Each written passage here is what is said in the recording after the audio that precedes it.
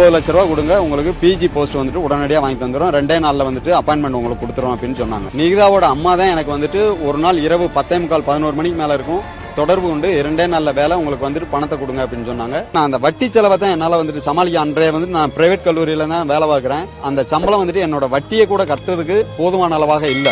சாப்பிடுறதுக்கே ஒரு கட்டத்துல வந்துட்டு மிக சிரமங்களை பட வேண்டிய சூழலுக்கு நான் தள்ளப்பட்டேன். அந்த பொருளாதார பாதிப்புல வந்துட்டு மிகப்பெரிய கஷ்டத்தை அடைஞ்சிட்டேன்.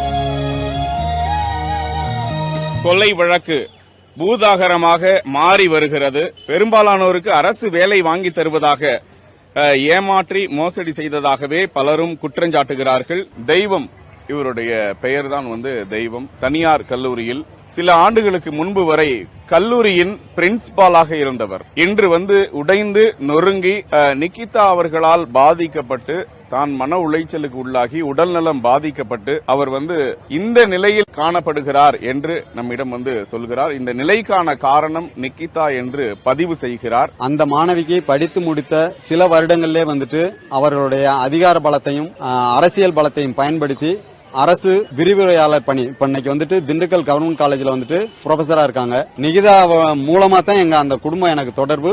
நிகிதாவோட அம்மா தான் எனக்கு ஒரு நாள் இரவு 10:45 11 மணிக்கு மேல இருக்கும் தொடர்பு உண்டு, 2 நாள்ல வேலை உங்களுக்கு பணத்தை கொடுங்க அப்படின்னு சொன்னாங்க. அதனால நான் என்னோட அப்பாவை கூப்பிட்டுட்டு போய் அவங்க கிட்ட பேசி அந்த இது ஆமா தொகையா கொடுத்திருக்கோம். தொடர்ந்து அதாவது நான் முழுக்க 8 லட்சம் ரூபாய் வட்டிக்கு வாங்கி கொடுத்திருந்தேன். நீதிமன்றத்தில் வழக்கு இருக்கு. ஆனால் அந்த வழக்கு எந்த நிலையில இருக்கு என்னங்கறத தொடர்ந்து என்னால ஃபாலோ பண்றதுக்கு எனக்கு பொருளாதார ரீதியாக எந்த இதுவும் கிடையாது.